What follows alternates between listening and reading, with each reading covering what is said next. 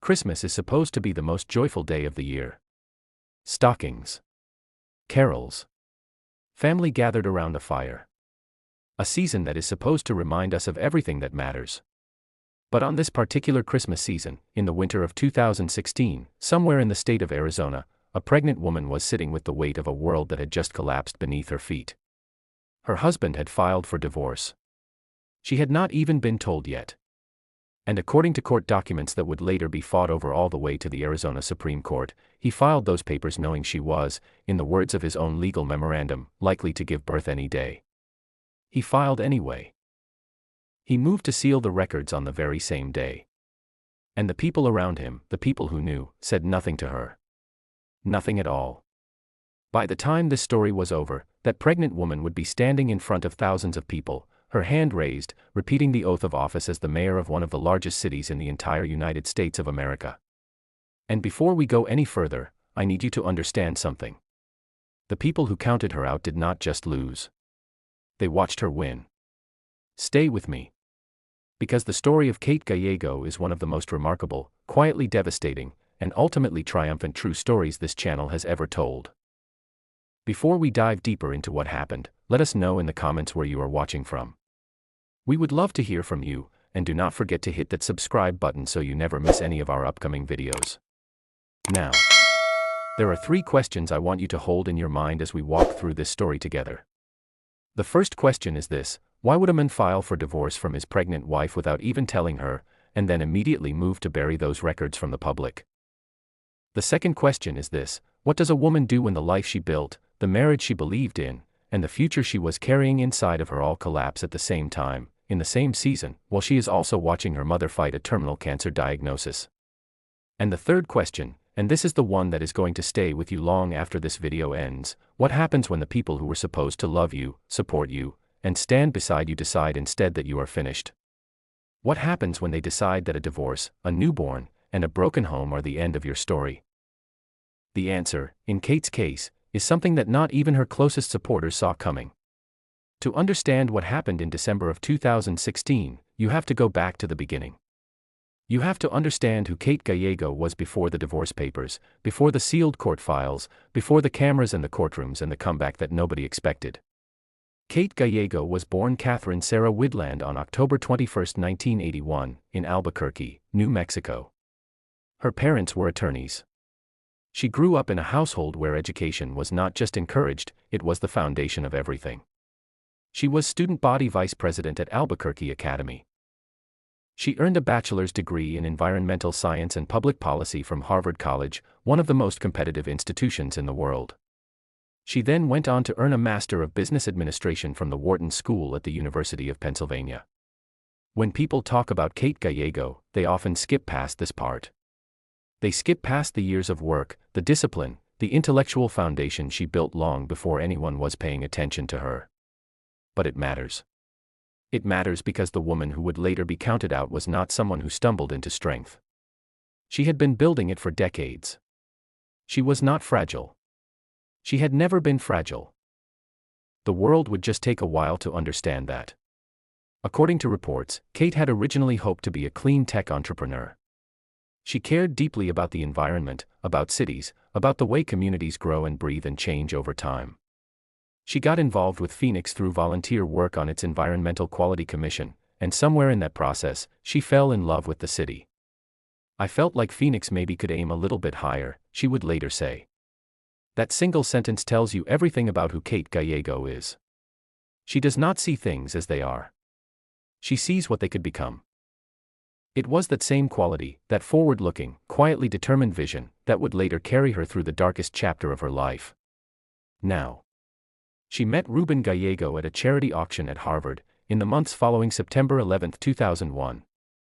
By all accounts, it was a connection built on shared values, shared ambitions, and a shared belief in public service. Ruben Gallego was a Marine Corps veteran who had served in Iraq, and he would go on to be elected to the United States House of Representatives in 2014. Kate and Ruben moved to Phoenix together in 2004. They married in 2010. For years, they were one of Arizona's most talked about political couples. Two young, ambitious, Harvard-educated public servants building careers in one of the fastest-growing states in the country. From the outside, the picture was extraordinary. But as is so often true with pictures, what you could not see was the pressure building behind it. According to reports and Ruben Gallego's own public statements, the marriage was strained in ways that were not visible to most people. Ruben, who served in Iraq and witnessed tremendous loss during his deployment, would later tell the Washington Post that post-traumatic stress disorder had played a role in the marriage's decline. He described drinking, smoking, and what he called extreme outbursts during his efforts to cope with the deaths of Marines in his company who had been killed overseas. He acknowledged struggling. And to his credit, he acknowledged it publicly. But here is the thing that the court documents would later make plain, the thing that would become the center of an extraordinary legal battle and a national conversation. When Ruben Gallego decided that the marriage was over, he did not sit down with his wife and have that conversation. He did not give her time to prepare. He filed for divorce on December 15, 2016, and on the very same day he filed the petition, he asked the court to seal the case file. His wife, Kate, who was carrying their child and was, by his attorney's own words, likely to give birth any day, had not yet been served. She had not yet been told. There was no conversation. There was no warning. There was a sealed legal filing, and silence. Let that sit with you for a moment. A man files for divorce from his pregnant wife. He hides the filing from the public. And the document he submits to the court contains a detail so striking that even years later, when journalists finally got access to those sealed records, it stopped people cold. His own legal memorandum noted that Kate had not yet been served with the papers and that her attorney had not yet entered an appearance, but that she was likely to give birth any day. He knew. He went ahead. And then he asked the court to make sure no one else could find out. Now, in December of 2016, Kate Gallego was serving on the Phoenix City Council. She was a public official. She had a political career, a reputation, a community that respected her. And according to reports and her own later recollections, she had been trying, during this period, to have a child for some time before becoming pregnant. This was not an unexpected development. This was something she had wanted. She was building a life. And then, in what should have been one of the most hopeful seasons of her existence, the framework of that life came apart, quietly, without warning, through a sealed court filing she had not yet even seen. Kate has spoken publicly about what that period was like, and her words are worth pausing on. She has described it as one of the roughest years of her life. She has talked about the divorce, the newborn, and her mother's late-stage cancer diagnosis all arriving at the same time, layered on top of each other in a way that would have broken most people. I had a very bumpy 2017, she would say later with the measured understatement of someone who has long since made peace with that season. I got divorced, I had a baby, and my mother had been recently diagnosed with late-stage cancer. 3 catastrophic life events. Simultaneous. And she was a public figure, which meant people were watching. People were asking questions. People were forming opinions about what this said about her and what it meant for her future. Now here is where the story shifts. Because what Kate did in the middle of all of that is not what most people expected. She did not disappear. She did not give up. And she did not let the worst chapter of her life become the final chapter. Her son Michael was born in January of 2017, just weeks after the divorce was filed. According to reports, both Kate and Ruben ultimately agreed that their shared priority was Michael. In the finalized divorce decree, both parties acknowledged what the legal documents described as the love, devotion, and dedication of the other to the minor child. Even in the dissolution of their marriage, they found a way to put their son first. That, too, is a detail worth noting. The story of Kate Gallego is not simply a story of a woman wronged. It is the story of a woman who made choices, deliberately and with grace, even when grace was the last thing anyone would have expected her to have the capacity for. But the world was not finished testing her. Because in 2017, just as Kate was finding her footing as a new mother and a newly single woman, the mayor of Phoenix, Greg Stanton, announced that he was stepping down to run for Congress. A seat was opening up. One of the largest, fastest-growing cities in the United States needed a new leader. And people began looking around, asking who might run. Kate Gallego had long been interested in the role. She had thought about it. She had prepared for it in ways she probably did not fully recognize at the time. But in 2017, standing in the wreckage of a marriage, holding a newborn, and watching her mother fight cancer, the idea of running for mayor felt, by her own account, impossible. She would later describe being very nervous about how people would react to a young mother without a husband trying to seek executive office. She said she felt like she was asking for a promotion in the middle of a big public failure. Think about that phrase. In the middle of a big public failure. That is how she described her own life in that season.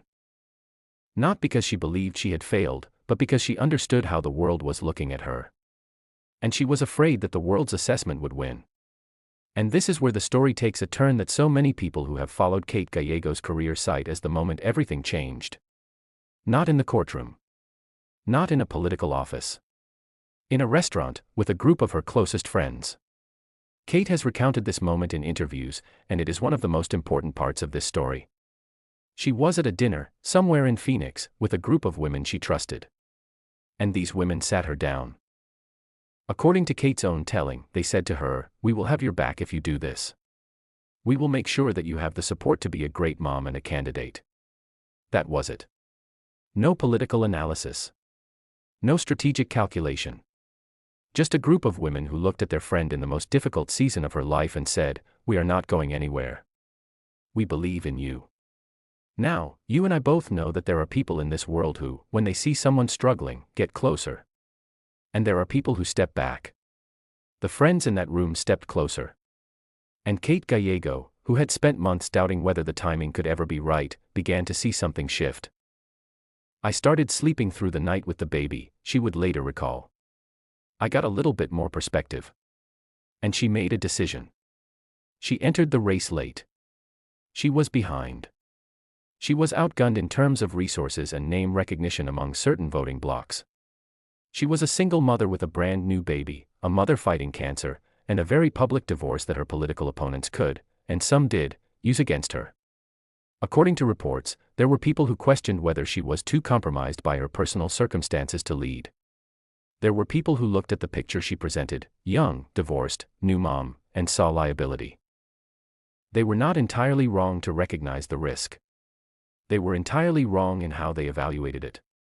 Because what those people missed, what so many people miss when they look at someone in the middle of their most difficult chapter, is that resilience is not visible from the outside. You cannot see it in a headline. You cannot measure it by looking at someone's circumstances. You can only see it in what they do next. Kate Gallego did not retreat from scrutiny. She ran toward it.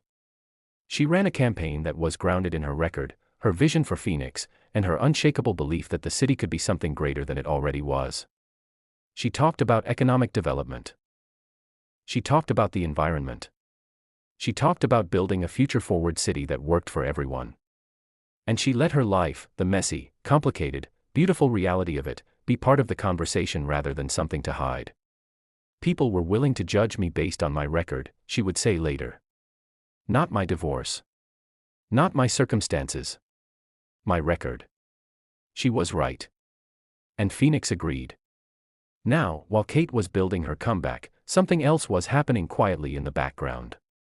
Something that would not fully surface until years later, but that would ultimately reframe this entire story in a way that nobody in the political world anticipated.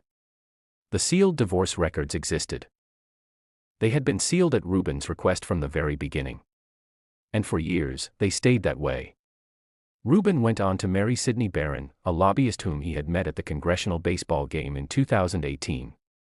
He proposed in February of 2019, just 8 months after they met. They were legally married in December of 2019. According to reports, he described himself publicly as the happiest man in the world. He wrote about the relationship in his memoir. He announced the engagement on social media 2 months after the legal marriage. He held a wedding celebration in Puerto Rico in April of 2021. He was building a new chapter, very publicly, very enthusiastically. And all the while, the records of how his first marriage had ended remained locked away from public view. That would change. And it would change in a way that, according to investigators and legal analysts who covered the case, demonstrated just how consequential the decision to seal those records had been, and just how determined some people were to make sure the truth came out. By 2023, Ruben Gallego was running for the United States Senate. He was seeking the seat being vacated by independent Senator Kyrsten Sinema. The race was high-profile, intensely watched, and deeply contested. His Republican opponent was Kari Lake, a polarizing and aggressive campaigner who made the sealed divorce records a central talking point of her campaign. Ruben Gallego walked out on his wife when she was 9 months pregnant, Lake posted publicly on social media. He served her with divorce papers and ran off with a D.C. lobbyist. The people have a right to know. Now, it is important to be precise here. Lake had political motives in raising this issue, and she was not a neutral observer. But her core factual claim, that Ruben had filed for divorce while Kate was days from giving birth, was accurate. And it was a fact that a significant portion of voters had never been told. The conservative news outlet The Washington Free Beacon decided that the public had a right to know more. In January of 2024, they filed a lawsuit to unseal the divorce records. According to the Free Beacon's editors, they did so because Ruben Gallego had already been speaking publicly about his divorce, and the public deserved the ability to verify what he was saying. What followed was an extraordinary legal battle that went all the way to the Arizona Supreme Court. Ruben and Kate, who had maintained a remarkably civil co-parenting relationship and had even appeared together publicly in support of each other's careers, jointly opposed the unsealing of the records. In a statement, they wrote that they were fighting to protect the privacy of their young son. The Arizona Supreme Court, in the end, sided with the Free Beacon. The records were unsealed on October 17, 2024, just weeks before the November election. And what those 465 pages revealed was, according to the attorneys and journalists who pored over every line of them, striking in its details. According to the unsealed documents, Ruben Gallego had not only filed for divorce without telling his wife. He had also asked the court to require Kate to pay his attorney's fees. According to court filings reviewed after the unsealing, Gallego's petition stipulated that he was entitled to an award of attorney's fees. Kate saw things differently. She responded, according to documents, by asking the court to require Ruben to contribute to her attorney's fees and costs. He had also asked the court to ensure that Kate would not be entitled to long-term spousal maintenance, requesting that the judge find that neither party is in need of nor entitled to an award of long-term spousal maintenance. Kate initially argued that she was entitled to spousal maintenance. In the final divorce decree, she waived that right, with both parties acknowledging they were financially independent. The divorce was finalized in April of 2017. Both parties ultimately stipulated that there was no domestic violence in the marriage. But the way it began, the silence, the sealed filing, the request that a woman who had not yet been told her marriage was ending should pay for the cost of ending it, that was the detail that stopped people cold. Ruben Gallego won the Senate race in November 2024. He defeated Kari Lake. The divorce records did not change the outcome of the election. But they changed something else. They changed the way the story was told. Because the story that had always been told from one side, the story of a man who had gone through a difficult divorce and rebuilt his life, was now being told in full. And the woman at the center of it, the one who had been pregnant and alone and facing more loss than most people could comprehend, was no longer a footnote. She was the mayor of Phoenix. Here is what Kate Gallego was doing while all of that was unfolding. Here is what she was doing while political operatives argued over divorce records and courts deliberated over what the public had the right to know. She was running Phoenix. In 2019, Kate Gallego won the special election to become the 61st mayor of Phoenix, defeating her opponent Daniel Valenzuela with 58.6% of the vote. She was 37 years old. She was a single mother. And when she raised her right hand to take the oath of office in that historic ceremony at the Orpheum Theater, her mother walked onto the stage holding Kate's 2-year-old son Michael by the hand so that he could be with his mother in that moment. Kate placed her left hand on her family's Bible. She repeated the words. And in that instant, she became the only woman mayor among the 10 largest cities in the United States of America. The only one. In the entire country. A woman who had spent 2017 wondering whether her personal life had made her unelectable was now leading the 5th largest city in the nation. The people who had doubted her did not know what to do with that information. So some of them pretended it hadn't happened. But it had. In 2020, Kate Gallego ran for re-election. She did not just win. She won with 60.7% of the vote, the highest number of votes ever cast in a Phoenix mayoral election. By a significant margin. Then she won again in 2024. 3 terms. And during those terms, she did not just hold the office. She transformed it.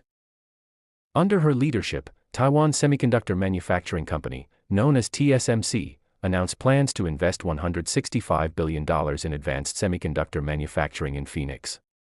According to reports, the chips being produced in Phoenix now help power everything from smartphones to defense systems to fighter aircraft.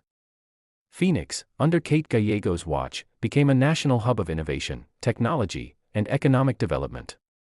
The autonomous vehicle industry chose Phoenix as its largest testing zone in the country.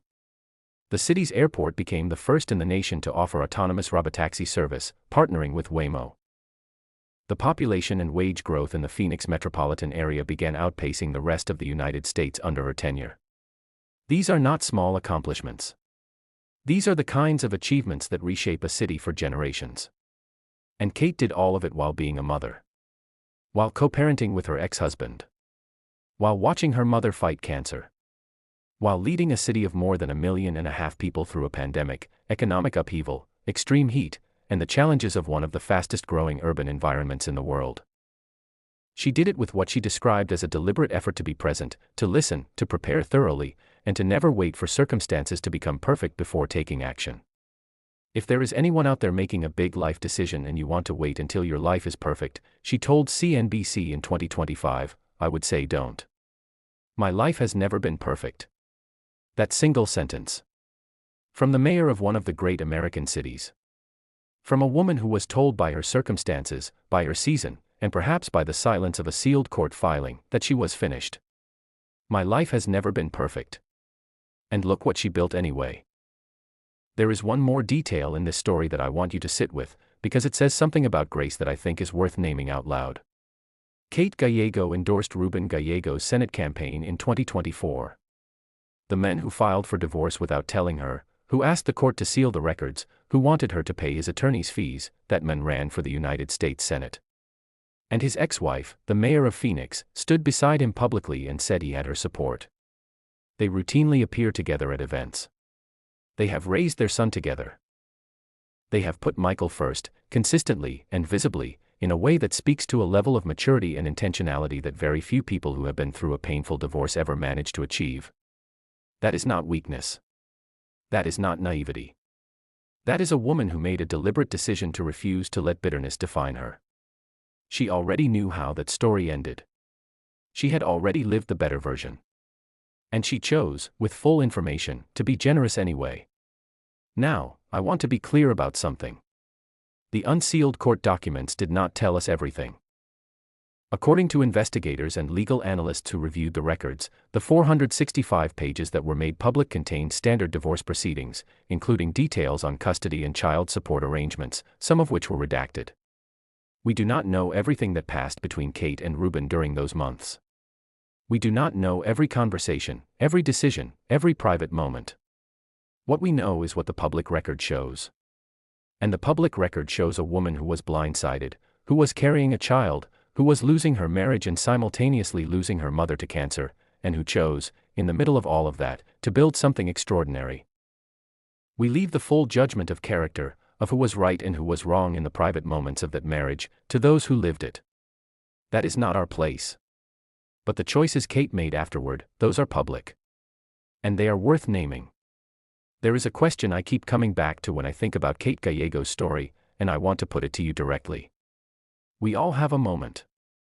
A season. A chapter where the world looks at us and decides we are done. Where the circumstances stack up high enough that even the people who love us start to wonder quietly whether this is the end of our run. For Kate, it was 2017. Newly divorced. New baby. Mother fighting cancer. Career uncertain. Public scrutiny at every turn. And she made a choice in the middle of all of it that most people are not willing to make. She chose to keep going. Not because she had a guarantee. Not because the timing was right. Not because circumstances had improved. She chose to keep going because the alternative was letting the worst chapter of her story become the last one. And she refused. So here is my question for you, and I genuinely want to hear your answer in the comments below. At what point in Kate's story did you feel the shift? At what point did you go from worried for her to knowing, somewhere in your gut, that she was going to be okay? Was it the dinner with her friends? Was it the moment she entered the race? Was it when she raised her hand and took that oath? Tell me. Because everyone has a different answer, and every answer says something important about what we believe about resilience and timing and the capacity of a human being to outlast their worst season. And if you have been through something like this, if you have had a season where people counted you out, where circumstances stacked so high you could not see over them, and you made it through anyway, share that in the comments too. This channel is not just about telling stories. It is about recognizing the people who live them. And you might be that person for somebody else watching right now, somebody who is right in the middle of their 2017 and who needs to know it is not over. Before we go, let me tell you what is coming next. We have been sitting with a story that spans 2 states, a national political race, a sealed courtroom battle that went all the way to the Arizona Supreme Court, and one woman's quiet, determined refusal to be finished. But the next story we are bringing you involves a woman who went to extraordinary lengths to hide something from her husband for years. She hid it so well that her husband had absolutely no idea. And when the truth finally came out, the thing she had hidden turned out to be worth more than either of them had imagined. That story goes up next week, and I promise you, it ends in a way that nobody in that courtroom saw coming. If you found value in this story, if it moved you, challenged you, or made you think, the most powerful thing you can do is simple. Hit subscribe, so you never miss what comes next. Share this video with someone who needs to hear that the paper is not the ending. It is just the beginning of what comes after. I am grateful you spent this hour with me. And I will see you in the next one.